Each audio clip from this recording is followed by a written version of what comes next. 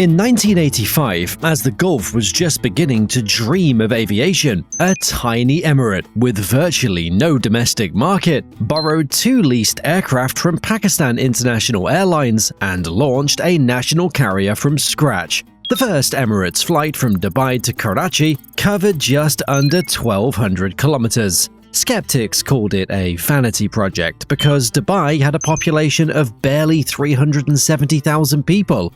At the time, it pushed every assumption about airline economics to its absolute limit.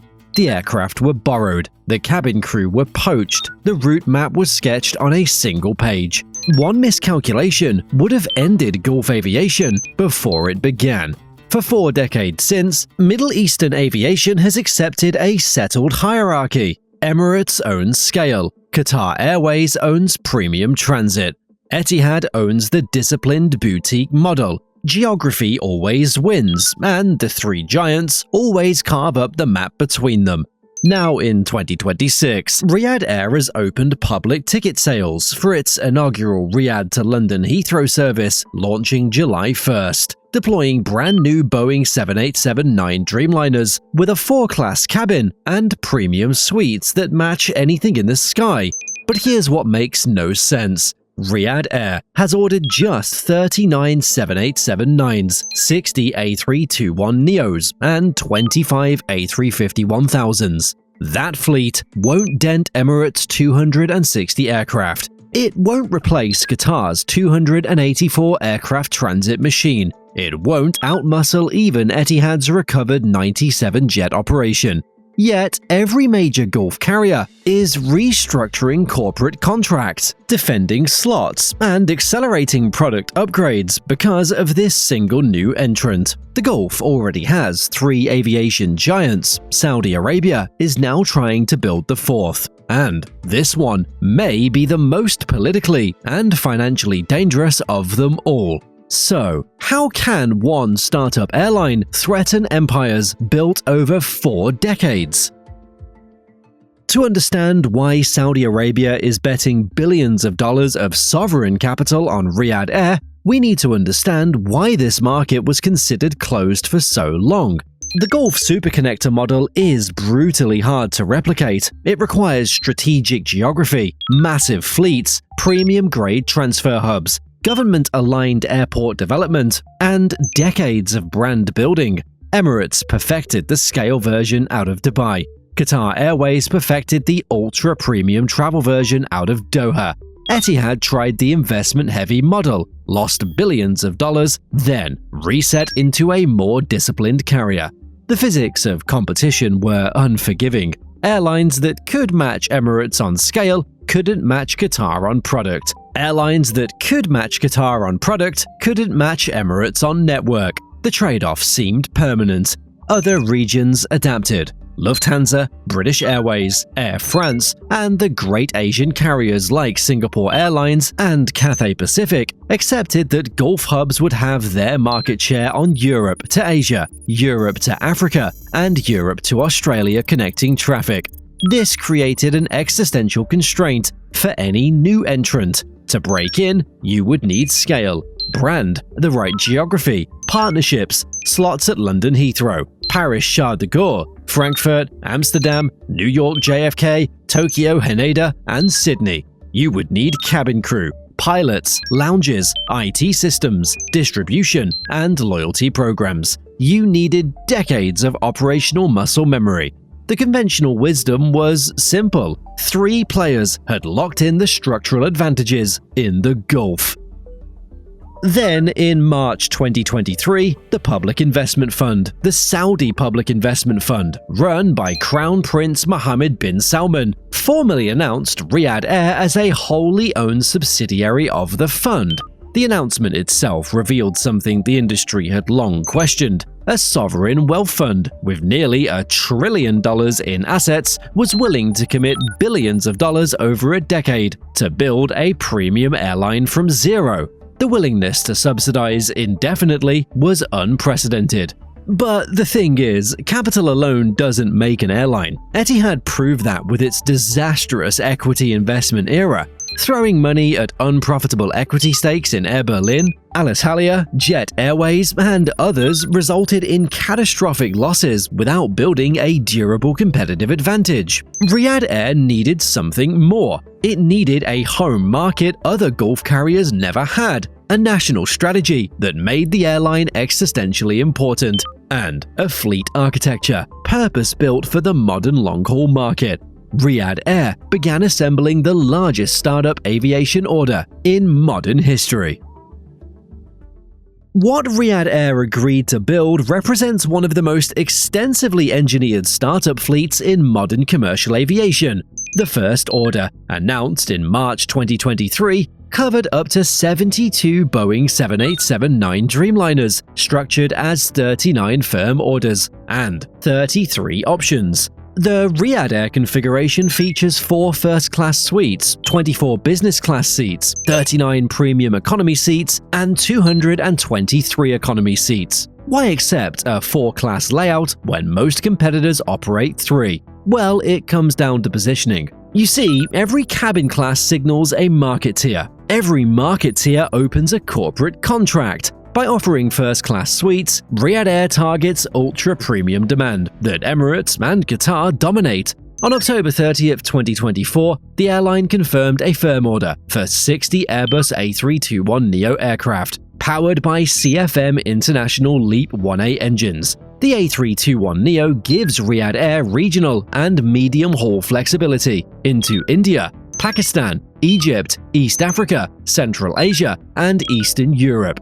The 787 gives Riyadh Air reach, the A321neo gives it feed. Then on June 16, 2025, Riyadh Air placed a firm order for 25 Airbus A350-1000s, with options for 25 more.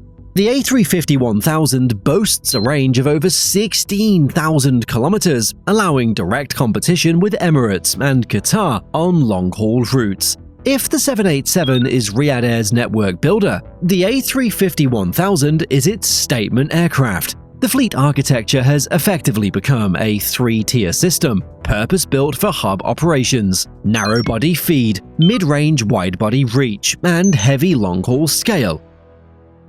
Riyadh Air constructed something no Gulf startup had attempted before, an operational dress rehearsal at scale. On October 26, 2025, the airline operated its first invitational passenger flight from Riyadh to London Heathrow. To protect crucial Heathrow slots under its use it or lose it rules, while waiting for delayed Boeing deliveries, Riyadh Air leased a technical spare 787-9 from Oman Air, nicknamed Jamila. The pathway to perfect testing phase included flights with invited staff, partners, and PIF employees on real-world rotations. Tony Douglas, the airline's CEO and the former head of Etihad, signaled the rationale clearly. The carrier challenged itself to rethink the hows and whys of legacy airline operating systems. Riyadh Air partnered with FLYR, Flyer, to build a digital native commercial platform, serving as the backbone for decades to come. The carrier also launched its loyalty program, Sphere, with gamified challenges, best offer guarantees, free Wi-Fi, and the ability to share points among family members. Recognizing that Saudi Arabia's median age of roughly 29 years demands a fundamentally different loyalty experience than legacy frequent flyer programs. These weren't theoretical innovations, they were operational decisions that connected directly to a national mandate. Saudi Arabia's wider aviation program targets 330 million annual passengers by 2030, supported by $100 billion in public and private aviation investment. But Riyadh Air's story is about what one sovereign-backed airline can do to an entire region's competitive equilibrium. Consider the mathematics of Gulf aviation. Emirates carried 53.2 million passengers in 2025-26 and posted record profits of $5.7 billion. Qatar Airways carried over 41 million passengers, with profits of approximately $1.9 billion in FY 2025-2026. Etihad carried 22.4 million passengers and posted a record $698 million profit in 2025. Each one of those carriers depends on transfer traffic, passengers connecting through their home hub between two other countries. Dubai and Doha built airlines to compensate for small home markets. They need transfer passengers to survive. Riyadh Air is being built on top of a real home market. Saudi Arabia has a population of over 30 million. It has religious travel demand to Mecca and Medina measured in millions annually. It has a rapidly growing domestic business sector under Vision 2030. It has an expatriate workforce of roughly 13 to 15 million. Most Gulf carriers optimize for connecting passengers, not point-to-point demand. But Riyadh Air's logic is strategic rather than purely operational. You see, Riyadh Air doesn't attempt to replace Emirates or Qatar on every route. Emirates will still carry millions through Dubai. Qatar will still dominate premium transit through Doha. These carriers serve passengers who want the lowest fare, and not just in economy. I'm talking business and first as well, the vast majority of the middle market. What Riyadh Air does is create a new layer above the existing options for travelers willing to pay more to fly through a brand new hub with a brand new product, and crucially, for the millions of Saudis and Saudi-bound passengers who would naturally fly point to point. Riyadh Air offers something no competitor can match from Riyadh itself. Riyadh Air does not need to invent Saudi aviation, it needs to internationalize it. The brand architecture sits inside something larger. Saudi Arabia is not betting on one airline. Saudi Group ordered 105 A320neo family aircraft in 2024. Flynus and Flyadeal continue expanding the low-cost segment. Riyadh Air is the new headline act alongside Saudia. But the whole Saudi aviation system is being scaled around it. Most Gulf carriers cannot replicate Riyadh Air's structural advantages immediately. Capital depth presents the first barrier. PIF's near trillion-dollar war chest means Riyadh Air can absorb startup losses for decades without operational distress. Home market scale presents another barrier. Riyadh Air does not need to beat Emirates overnight. It only needs to make Dubai less unavoidable for the millions of passengers whose journey naturally begin or end in Saudi Arabia. Partnership architecture presents a third barrier. Modern airlines do not always need traditional alliance membership from day one. Riyadh Air signed a strategic cooperation agreement with Delta Airlines in July 2014, covering future flights between Saudi Arabia and the United States. It signed codeshare agreements with Air France KLM for Western Europe and Atlantic flights, Singapore Airlines for Southeast Asian, Australian and New Zealand connectivity, and Virgin Atlantic for premium London and transatlantic routing.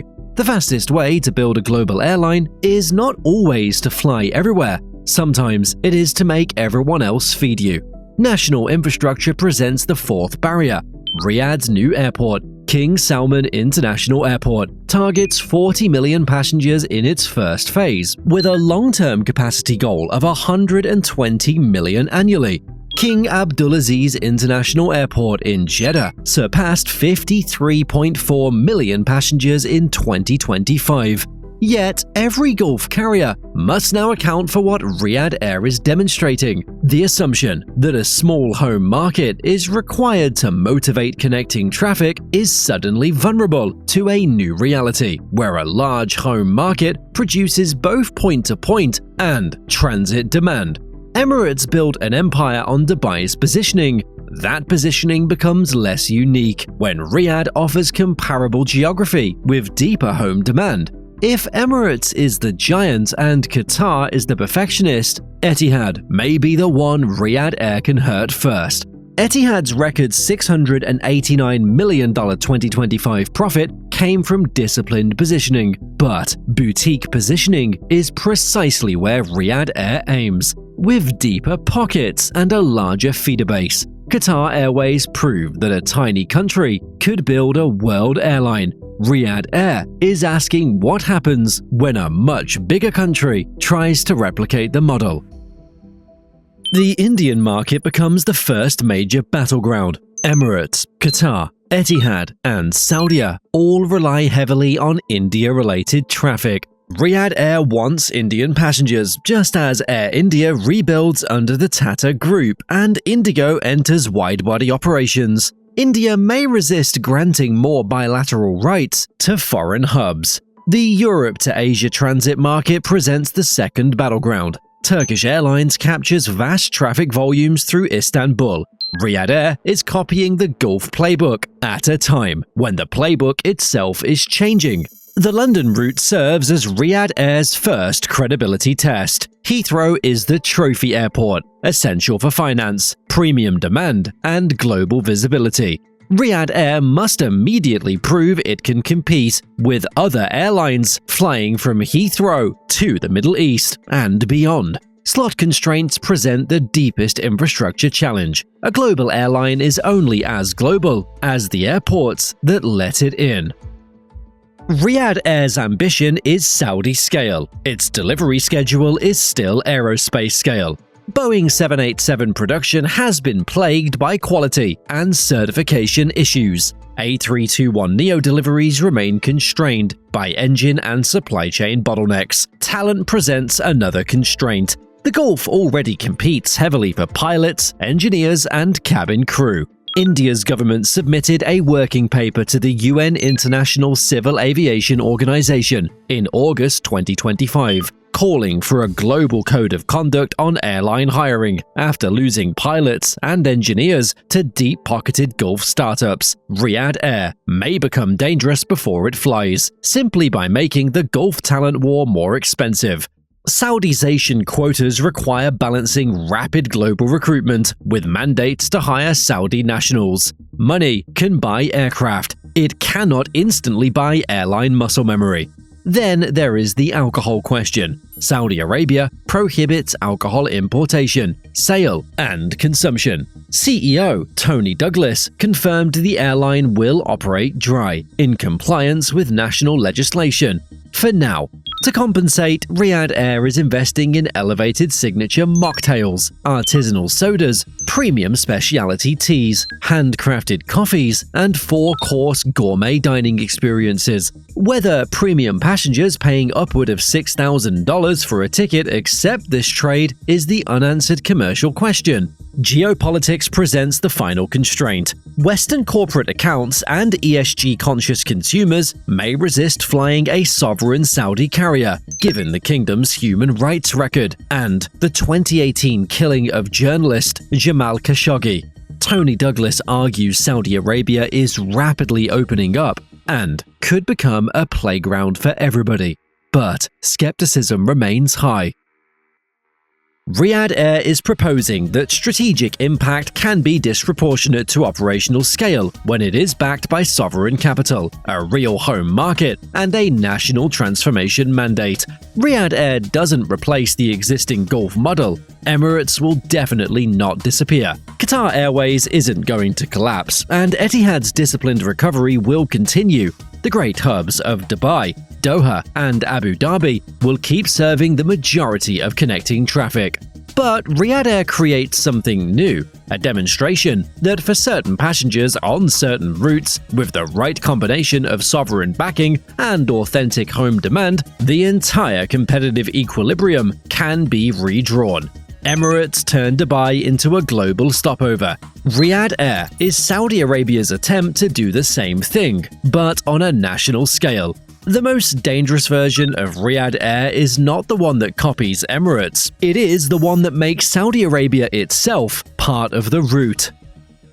When those first paying passengers board the inaugural Riyadh to London flight on July 1st, 2026, they'll complete a journey that took 3 years of strategic execution to make commercially available. Up to 157 aircraft on order, premium code shares, limited initial routes, and proof that sometimes the most significant shifts in aviation don't require beating the incumbents on every metric. Sometimes they require sovereign patience, authentic home demand, and the willingness to bet that an entire region's competitive structure can be quietly reshaped, while the giants are still defending yesterday's playbook. Riyadh Air's danger is not that it will instantly become bigger than Emirates. It is that it can afford to be patient, while the entire region adjusts around it. Riyadh Air has money, strategy, and ambition. What it does not yet have is proof. The question isn't whether one airline can threaten 3 Gulf empires, it's whether Emirates, Qatar, and Etihad are really paying attention.